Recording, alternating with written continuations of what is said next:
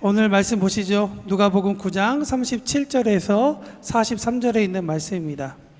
누가복음 9장 37절에서 43절에 있는 말씀, 저와 여러분이 한 절씩 교독하면서 말씀을 읽도록 하겠습니다.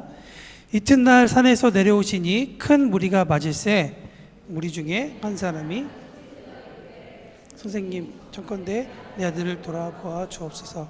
이는 내 외아들이니이다. 귀신이 그를 잡아 갑자기 부르짖게 하고 경련을 일으켜 거품을 흘리게 하며 몹시 상하게 하고야 겨우 떠나가나이다. 당신들의 제자들이 귀를 구하였으나 그들이 능히 못하더이다. 예수께서 대답하여 이르시되 믿음이 없고 패역한 세대여, 내가 얼마나 너희와 함께 있으며 너희에게 참으리요. 내 아들을 이리로 데리고 오라 하시니 올 때에 귀신이 그를 거꾸로 들이고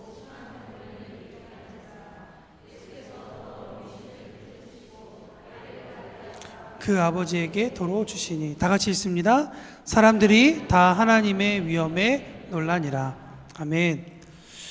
오늘 본문을 보면 작게는 한 가정의 문제를 오늘 본문이 다루고 있습니다. 근데 그 여러 가지 가정의 문제가 있겠으나 우리가 오늘 읽은 대로 보면 참 심각한 문제였죠. 한 가정에 아들이 있었습니다. 당시 아들이라고 하면 그냥 아들이라는 어떠한 생명의 의미보단 조금 더 가치가 있었습니다. 우리가 잘 알다시피 그 당시의 아들은 한 후계자로서의 가정의 미래를 아주 표현하고 있는 그런 의미를 가지고 있었습니다. 또한 한 가정이 가지고 오는 영광, 그런 모든 것들을 상속받고 그 영광이 계속 흘러가도록 두게 하는 그런 의미를 가지고 있었습니다. 그래서 아들이라고 이야기하면 그 당시에 그 의미는 한 가정의 미래였다고 이야기를 할 수 있을 것 같습니다. 그런데 오늘 말씀해 보니까 그 가정의 미래에 위기가 생겼다라는 것을 오늘 본문 말씀을 통해 우리가 알 수 있죠. 외아들인데 아프다라고 이야기합니다. 원인을 찾을 수가 없었습니다. 원인이 눈에 보이면 차라리 외상이 있으면 그 외상을 보고 문제를 발견해서 치료할 텐데 그것도 보이지 않습니다. 그 외아들은 때가 되면 갑자기 소리를 지르거나 경련을 일으키고 거품을 흘리다가 고생하다가 겨우 멈춰섰다라고 하는 것이 오늘 성경이 말하고 있는 모습입니다. 가정 가운데 얼마나 큰 걱정이었겠습니까? 그 가정 형편에 대해서 성경이 자세하게 이야기하지 않기 때문에 우리는 다 알 수 없지만 아마 안 봐도 뻔할 것 같습니다. 외아들을 지켜내기 위해서 모든 식구들이 몇 배의 땀을 흘렸을 것입니다. 바깥에 나가서도 언제나 생각의 끝에는 집에 있는 아픈 외아들을 생각했을 것입니다. 또 언제 이 아이가 뒤집어질지 모르기 때문에 집에서 누군가는 깊은 잠을 자지 못하고 쪽잠 자는 것을 자신의 인생의 그냥 한 부분으로 받아들이며 언제나 피곤하게 좀 걱정 가운데 살아갔을 것입니다. 이 가정의 기도 제목 무엇이었을까요? 아마 가장 큰 제목은 외아들의 회복이지 않을까라는 생각을 합니다. 그렇기 때문에 예수님께서 산에 올라가셨다가 내려오셨다라고 하는 소문이 들리자 큰 무리가 그 산 밑에까지 다가왔는데 그 중에 그 귀신 들린 아들의 아버지는 그 많은 무리들을 다 해치고 예수님 앞에 나아가서 소리치고 있습니다. 주님, 내 아들을 돌보아 주십시오. 여러분들, 이 돌보아 달라는 말은 단순하게 케어해 달라는 그런 이야기가 아닙니다. 성경의 원어적인 의미로 이 단어를 바라보면 은혜를 좀 베풀어 주십시오. 나는 당신의 연민이 필요하니 당신의 연민을 좀 나에게 주십시오. 그보다 조금 더 강한 의미를 가지고 있는데 그것은 무엇이냐? 저를 다른 사람보다 조금 더 편애해 주십시오. 다른 사람들은 그래도 괜찮지 않습니까?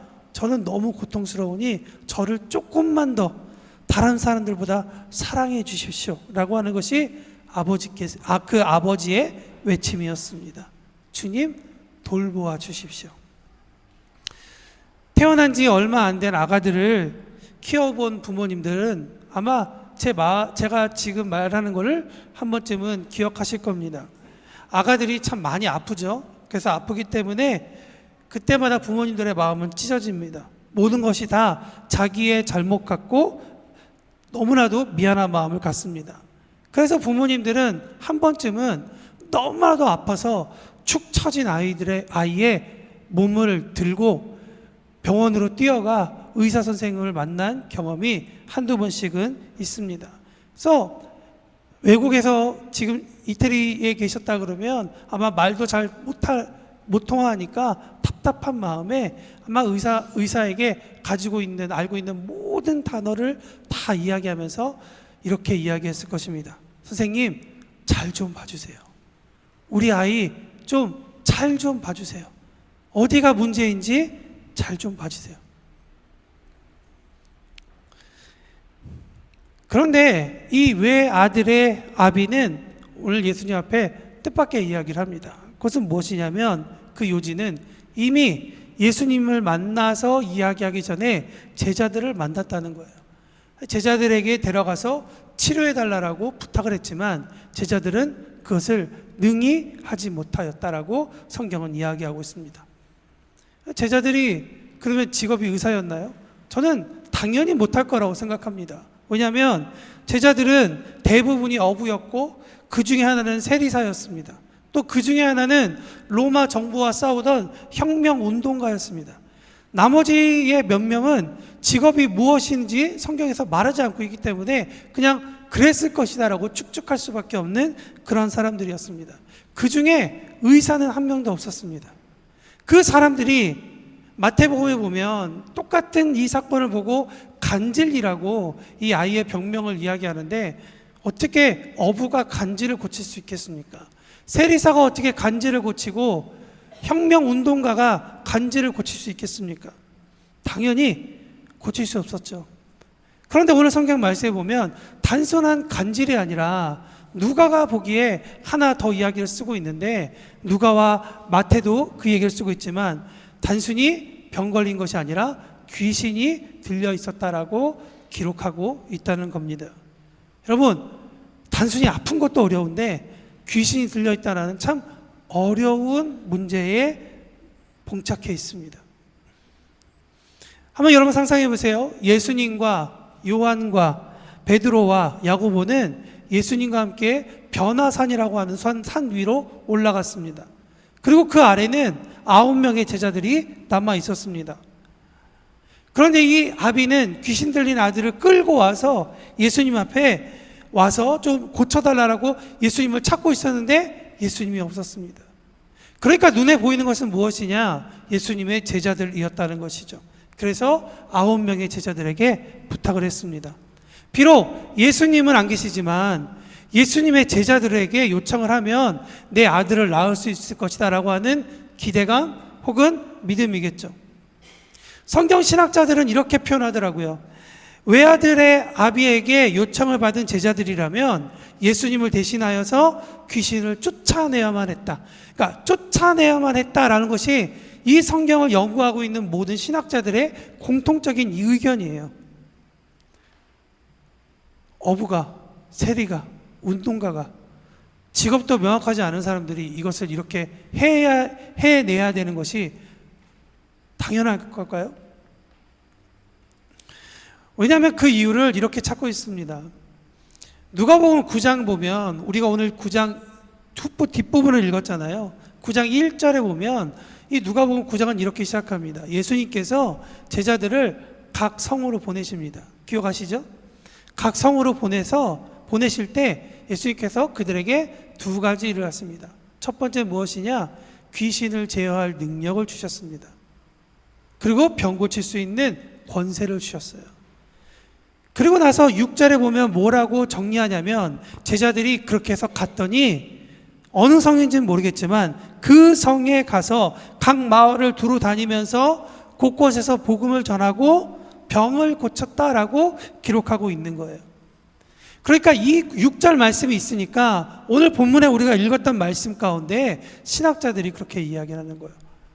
왜 그때는 제자들이 병 고침도 있었고 귀신도 쫓아냈지만 왜 지금은 하지 못하였는가? 왜 못했을까요? 무엇이 달라졌을까요? 예수님은 이 부분에 대해서 41절에 이렇게 이야기하십니다. 예수께서 대답하여 이르시되 믿음이 없고 패역한 세대요. 여러분, 귀신을 쫓아내는 것, 병 고치는 것과 믿음 무슨 관련이 있을까요? 그러면 병 고치지 못한 사람은 다 믿음이 없는 걸까요? 아니면 아픈 사람들은 다 패역한 세대일까요? 오늘 본문 말씀을 보면 우리에게 예수님께서 지금 말씀하시는 믿음의 영역과 믿음의 영역에 대해서 우리에게 설명하시는 것을 잘 기억해 볼 필요가 있는 거예요. 우리는 오늘 본문에서 예수님과 그 외아들의 아버지의 대화 가운데 두 가지 믿음을 보게 됩니다. 하나는 제가 먼저 말씀드렸던 아비의 믿음이에요. 그 아비의 믿음은 무엇이냐면 예수님이라면 당연히 고쳐주실 거다. 왜냐하면 그렇게 소문을 들었으니까. 다른 사람들도 그렇게 나왔다고 하니까 내 아들도 주님께서 고쳐주실 것이다. 그러나 예수님이 안 계시다면 제자들도 그렇게 할 수 있을 것이다. 왜? 자기가 이곳에 오기 전에 이미 저 다른 마을에서, 다른 고을에서 제자들이 다니면서 행했던 모든 것들을 그가 들었기 때문이에요. 그러니까 제자들이 예수님의 이름으로 귀신을 쫓아냈다라고 하는 사실을 들었기 때문에 예수님이 아니면 제자라도 그 일을 행할 수 있을 것이다, 치유할 것이다 라고 믿었다는 것이죠. 근데 또 다른 믿음 하나가 있는데 그것은 제자들의 믿음입니다. 이미 여러 곳에서 예수님의 이름으로 귀신을 제어하고 병 고친 경험이 있었던 제자들의 믿음인데요, 권세를 받고 능력을 받은 자로서 병 고쳐야 했는데 그들은 그러지 못했다라는 것이죠. 오히려 신학자들은 이들의 믿음을 가지고 뭐라고 얘기하냐면 실패한 믿음이라고 이야기해요. 제가 지난주에도 말씀드렸지만 무지는 창피한 거 아닙니다. 다음으로 넘어가기 위한 좋은 레슨이에요. 그러니까 실패했다고 해서 나는 패배자야 이렇게 생각할 필요는 없는 거예요. 그렇다면 이 사건 가운데 우리가 무언가 하나님께서 우리에게 주고자 하는 메시지를 찾아내야겠죠. 병을 못 고친 것이 왜 실패한 믿음이라 이야기하냐면 40절 말씀 때문에 그래요. 오늘 본문 40절 말씀 다시 한 번 더 읽어보겠습니다. 시작. 당신의 제자들에게 내쫓아 주기를 구하였으나 그들이 뭐라고요? 그들이 능히 못했다. 여러분, 여기서 중요한 포인트를 하나 찍으라고 한다면 저는 능히라는 단어일 것 같아요. 능히 못했다. 그러면서 예수님께서 41절에 제자들을 향해서 너네가 믿음이 없구나 라고만 얘기하는 것이 아니라 너희는 믿음도 없고 패역한 세대다 라고까지 주님께서 독설하신 거예요. 믿음이 없다라고 하는 단어는 성경의 원어로 보면 아피스토스라는 단어를 번역한 단어입니다. 그러니까 이 아피스토스라는 단어는 능동적으로 볼 때에는 믿지 못하는 것이고 수동적인 의미로 볼 때는 믿어지지가 않는다는 거예요. 무슨 말인지 아시겠죠? 어떤 사람은 믿음에 관련돼서 볼 때 어떤 사건이 있을 때 내가 믿어지는 게 있잖아요. 그리고 내가 믿지 못했었는데 그것을 내가 믿기로 작정해서 믿는 것들이 있죠. 근데 오늘 제자들의 모습은 정반대였다는 거예요. 너희는 믿음이 있었는데 어떤 사건에 대해서 믿어지지 않았구나. 너희는 그 사건 가운데 그 믿음이 너희 가운데는 없었구나 라고 말씀하고 있는 겁니다. 또 패역하다라는 이 단어를 보니까 디아스트레포라는 단어인데요, 이 단어는 어떤 의미를 갖고 있냐면 패역하다, 그러니까 쟤 진짜 망난이네 이런 얘기가 아니라 원어적인 의미에서 보면 딱 두 가지 의미를 가지고 있어요. 왜곡하다, 그리고 잘못 해석했다라는 얘기예요.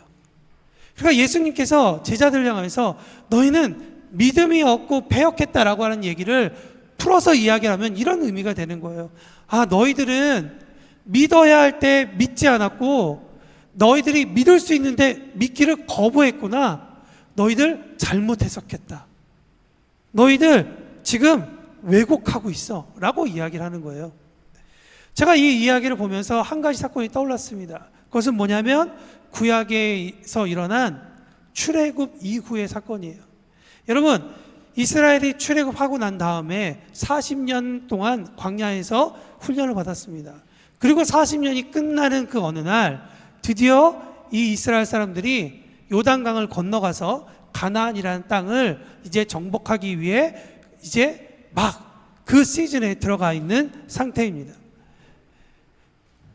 조상에게만 들었던 홍해가 갈라지는 사건을 이제 막 이들이 요단강이 갈라지는 사건을 통해서 보고 넘어왔습니다.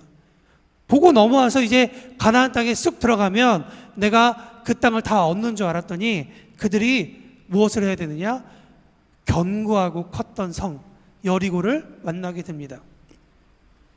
그 여리고성 앞에서 다시 한 번 더 실패하지 않기 위해 그들이 하나님 말씀을 청종하죠.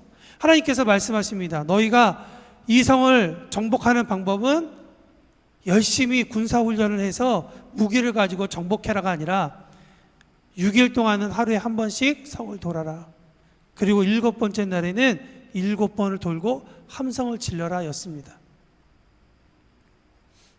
여러분, 이런 식으로 성 하나 정복할 수 있을까요? 그런데 성경에는 이스라엘 사람들의 마음이 어떻다라고 이야기하지 않고 보면 그대로 행했다라고 얘기합니다. 결과는 믿어지지 않지만 그러나 성경에 이야기한 대로 이스라엘 사람들이 여리고성을 정복합니다. 근데 문제는 그 다음이었어요. 그 다음에 여리고성을 넘어가고 난 다음에 또 다른 성을 만납니다. 혹시 이름 아세요? 마음속에 이미 다 아이라고 대답하셨죠? 맞습니다. 아이성입니다. 아주 작은 성이라고 이야기하죠. 한번 승리해본 경험이 있으니까 남자들이 이야기합니다. 뭐하러 다 올라갑니까? 뭐하러 다 가서 또 돕니까? 그럴 필요 없습니다. 남자 몇 천만 있으면 우리 가서 정복할 수 있습니다. 하고 올라갑니다. 어떻게 되죠? 철저하게 실패합니다. 이스라엘 사람들이 왜 우리가 실패했지? 라고 그 이유를 한번 찾아봤습니다. 아이성을 공격하러 올라간 숫자가 적어서 여리고 때보다 적어서 실패했느냐? 그게 아니었다는 거죠. 근데 그 이야기가 여호수아 7장에 기록되어 있거든요. 7장 중간에 기록되어 있어요. 근데 7장 초반에 1절에 성경은 이렇게 시작합니다. 이스라엘 자손이 온전히 바친 물건으로 말미암아 범죄하였으니 이는 유다 지파 세라의 증손 삽디의 손자 갈미의 아들 아간이 온전히 바친 물건을 가졌습니다. 여호와께서 이스라엘 자손에게 진노하시니라 고 이야기하세요. 왜 진노하셨을까? 40절 말씀해 보니까 18절 말씀해 보니까 바친 물건에 손대지 말라라고 하나님께서 말씀하셨기 때문에 그래요. 아간이 훔친 게 대단한 게 아닙니다. 아간이 숨겨놨던 것들이 엄청난 것이 아니에요. 그냥 자기 식구들의 필요에 따라서 필요한 아주 작은 부분이었어요. 그런데 그 죄 때문에 전쟁에서 실패하게 되었다는 것이죠. 여러분, 다시 본문으로 돌아오기를 원합니다. 본문으로 돌아와서 예수님과 베드로와 야고보가 산 위에 올라갔을 때 남은 9명의 제자들이 무엇을 했는지 성경은 기록하지 않아서 쉽게 그림이 그려지지 않습니다. 그러나 46절과 48절 말씀에 보면 이런 사건이 일어나요. 나중에 일어나는 거죠. 가버나움이라는 도시로 가는 길에 제자들 가운데 말다툼이 일어납니다. 그 말다툼의 주제는 이거예요. 내가 더 예수님을 사랑해. 내가 더 주님을 사랑해. 나는 주님을 위해서 나의 삶을 다 드릴 수 있어. 이런 류의 이야기가 아니었어요. 무슨 얘기냐? 야, 누가 더 큰 사람이니? 누가 더 예수님의 첫 번째 제자니? 너네 변화산 한번 올라가 봤어? 거기서 하나님을 만나봤어? 너네 모세 만나봤어? 엘리야 만나봤어? 난 그거 다 봤어. 너보다 내가 더 큰 사람이지. 어떤 제자들은 이야기할 수 있겠죠. 야, 사람이 신뢰를 하면 돈바구니를 맡긴대잖아. 지금 돈 주머니 누가 갖고 있어? 누가 주님한테 가장 신뢰받는 사람이니? 아마 이런 류의 싸움이 그들 가운데 있었다고 한 것 같습니다. 그래서 46절 48절 보면 그 이야기를 정리해서 얘기하죠. 제자들이 주님 우리 중에 누가 제일 큰 자입니까? 라고 이야기한다는 거예요. 이 기록이 마태, 누가, 마가복음, 세 복음서에 기록하고 있습니다. 무슨 얘기냐? 세 복음서에서 기록하고 있다는 얘기는 아주 중요한 문제를 가지고 있다는 거예요. 가브나움에 복음 전하러 가는 길에 제자들끼리 말싸움했다. 길 위에서. 여러분, 길 위에서 그렇게 했다는 것은 무슨 얘기냐? 갑자기 그들에게 그런 이슈가 나왔다는 게 아니에요. 평소부터 그런 마음들이 모이고 있다가 예수님도 이 도시 가운데 점점 유명해지고 자기들의 위치도 이제 조금씩 얼굴들 알아보는 것 같고 하니까 마음 가운데 그런 마음들이 커지는 거예요.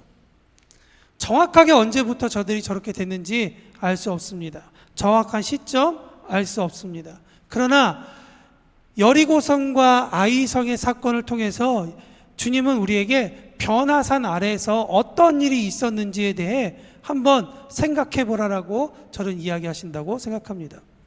예수님께서 왜 귀신 들린 사람을 치유하지 못한 것을 믿음과 패역이라는 단어로 책망하셨는지 저는 조금 더 분명하게 드러난다고 생각합니다.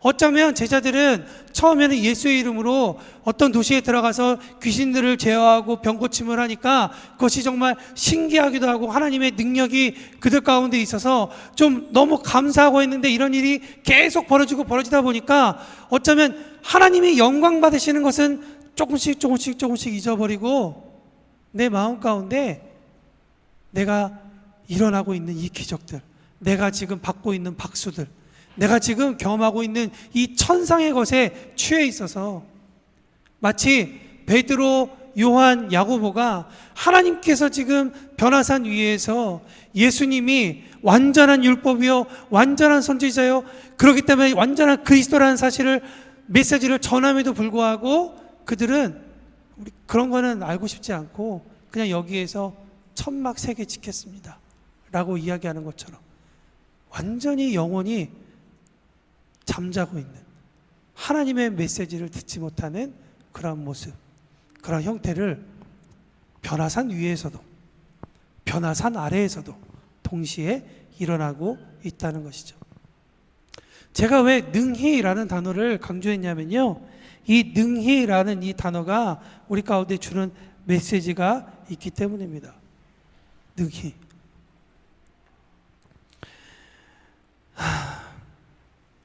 오늘 우리 이 사건 가운데에서 무엇을 배워야 할까요? 전 2가지가 있다고 생각합니다. 첫 번째, 신앙생활이란 것은 날마다 일용할 양식으로 채워져야 된다.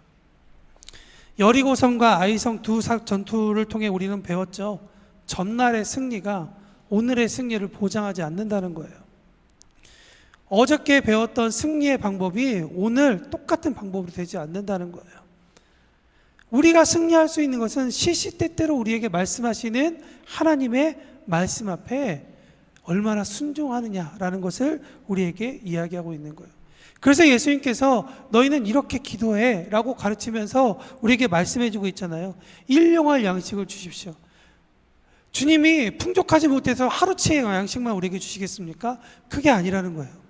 주님은 우리에게 오늘 하루 1년어치, 10년치, 100년치의 은혜도 우리에게 충분히 줄 수 있습니다. 그럼에도 불구하고 그것을 소화할 수 있는 우리는 하루치의 인생밖에 살지 못한다는 거예요. 그렇기 때문에 하나님께서 우리에게 일용한 양식을 주신다는 것은 일용한 이 하루의 은혜로 우리가 살아내야 된다는 것을 주님께서 강조하고 계신다는 것이죠. 하나님의 말씀은 어제의 말씀으로 오늘을 살아내는 것이 아니라 오늘의 말씀으로 살아있는 것입니다. 하나님의 모든 약속은 성경 안에 있죠. 하나님의 말씀이 비어있으면 그곳에 나의 생각이 자리를 차지합니다. 그래서 하나님께서 나에게 감동을 주셨어 라고 이야기하는 것이 아니라 내가 생각하기엔 이라는 자기 해석이 더 나간다는 것이죠. 여러분, 제자들이 왜 패역한 세대로 혼났는지를 우리가 기억해야 할 필요가 있는 겁니다. 그들은 왜 패역한 세대라고 얘기했느냐? 자기 해석이 잘못되었기 때문에 그래요. 자기 해석이 그 가운데 들어갔기 때문이에요. 하나님의 말씀을 듣지 않았기 때문에 자기 생각으로 그것이 하나님의 뜻이라고 정의하고 행동했기 때문에 그와 같은 결과를 맞이했다는 거예요. 그러니 저와 함께 신앙생활하고 있는 사랑하는 교우 여러분, 우리 하나님의 말씀을 찾아 듣는데 게으르지 말고 더 날마다 성실하게 나갔으면 좋겠습니다. 하나님께서 우리에게 말씀하시는 이 의미를 잘 해석해 주기를 바랍니다. 성령님께 뜻을 여쭤보고 하나님의 마음을 읽어갔으면 좋겠습니다. 두 번째, 제가 나누고 싶은 이야기는 우리에게 필요한 것은 성령님께서 일하시도록 간구하는 거예요. 아까 능히라는 단어를 말씀드렸잖아요. 이 능히라는 단어를 그냥 그 헬라어 성경에 보면 이렇게 써 있어요. 디나미라고 써 있어요. 그러니까 우크 디나미라고 써 있어요. 그러니까 능력이 없었다라고 성경이 이야기하고 있는 거죠. 근데 여러분, 디나미라는 말을 들으면 혹시 여러분은 헬라어에서 디나미스라는 단어 들어보셨죠? 두나미스, 다이나믹, 뭐 이런 얘기 들으면서 성령의 역사, 힘, 이런 얘기 혹시 들어보셨어요? 여러분, 두나미스라는 단어는 성령님께서 강하게 일하실 때 쓰는 헬라어 단어입니다. 그 단어와 디나미라는 단어가 같은 말이에요. 능히 못했다라고 얘기하는 것은 너희들에게 능력이 없었다는 얘기가 아니라 너희가 성령 안에서 일하지 않았구나 라는 걸 말하고 있는 거예요. 제자들이 다른 곳에서는 귀신을 쫓아내고 병을 낫게 할 때는 성령님께서 그들과 함께 있었지만 오늘 이 변화산 밑에서는 성령님께서 그들의 가운데 함께 일하지 않으셨다라는 것을 이야기하는 거예요. 성령께서 같이 없었다 이 얘기가 아닙니다. 같이 계셨지만 같이 일하지 않으셨다는 거예요. 저는 예수님께서 제자들의 무능을 무조건 질책하는 분이 아니라고 생각하세요. 왜냐하면 사도 바울도 이야기하잖아요. 주님께서 우리의 질그릇과 같은 우리의 연약함을 너무 잘 알고 계시다라고 곳곳에 계속 이야기하고 있습니다. 예수님은 우리의 연약함을 가지고 책망하지 않으세요. 그런데 여러분, 오히려 그분의 수많은 비유 중에 달란트 사건 기억하십니까? 5달란트, 2달란트, 1달란트. 근데 1달란트 받은 사람이 주인에게 책망받았다라고 예수님께서 비유하시잖아요. 그러면서 그 1달란트 받은 사람이 왜 책망받았죠? 다른 종들처럼 5달란트나 2달란트나 이런 달란트를 남기지 못해서 책망받았습니까? 여러분, 너무 얼굴이 지금 되게 심각하고 계셔서 저만 이 말씀 읽은 거 아니죠?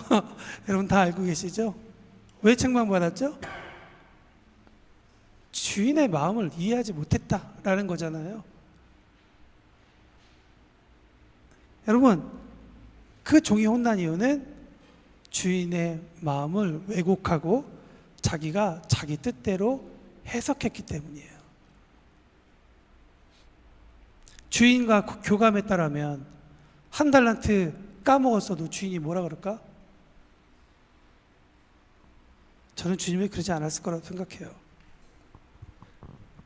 성령님과의 교감, 하나님과의 교감은 아무것도 아닌 것 같지만 우리의 삶을 살아가는 데 있어서 너무나도 중요한 부분들입니다. 그렇기 때문에 성령님께서 일하시도록 자리를 내어드리는 게 좋아요. 가장 좋은 자리를 만들어 놓고 내어드리는 게 좋아요. 오늘 우리가 이렇게 아름다운 예배를 드리고 있는데 하나님께서 이 자리에 안 계시다면 우리 진짜 더운데 지금 죄송합니다, 뻘짓하는 거잖아요. 그렇지 않아요?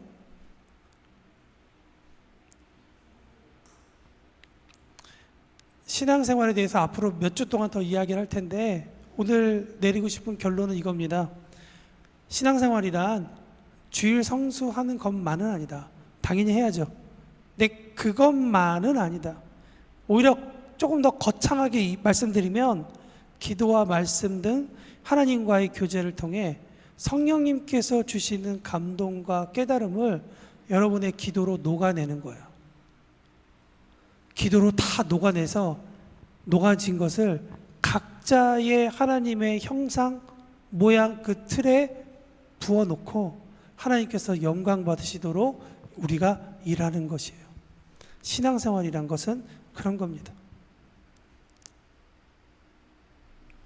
예수님의 이름으로, 성령님의 이름으로 갇힌 자들이 떠나가든 그것은 우리 가운데 힘이 없죠.